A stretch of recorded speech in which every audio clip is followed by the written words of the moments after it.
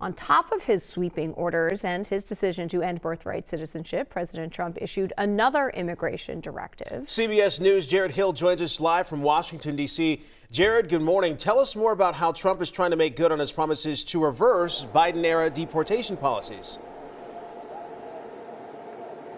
Yes, so I think you guys are talking about the announcement from President Trump just yesterday that reverses a policy from the Biden era that said at the time that ICE or law enforcement agencies dealing with deportations were not allowed to arrest people on certain parts of the country, certain parts of the land, and that would include places like churches as well as schools. Now we're seeing that reversed in this effort from the Trump administration to go through and execute these mass deportations that they've been promising.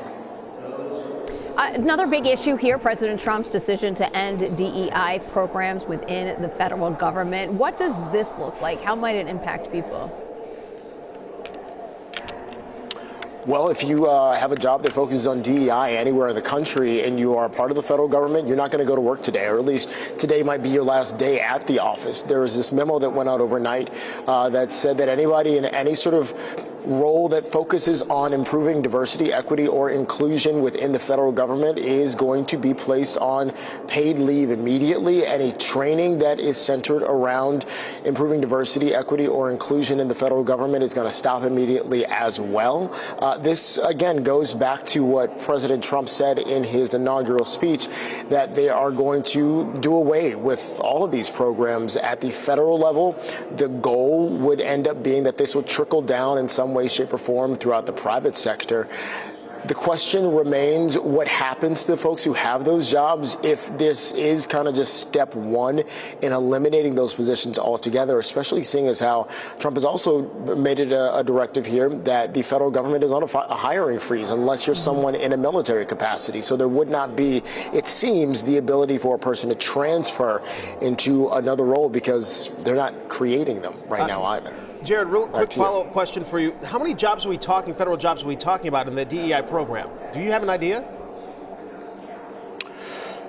No, we don't know. But I mean, when you're looking at this, and I think a lot of folks end up talking about the federal government, they think a lot about D.C., but D.C. and the D.C. area, the D.C., Virginia, Maryland area only have fewer than 20% of the federal jobs in the United States. So this is something that could impact people literally across the country. Right. And people here in Minnesota, too.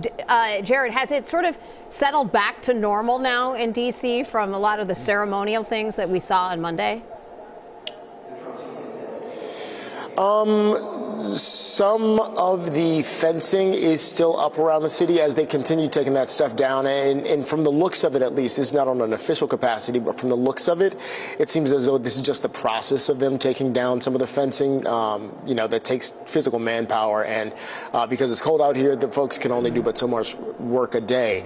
But by and large, it does seem as though the city is getting back to some form of normal at this point from all the heightened security that we saw in relation to the inauguration itself.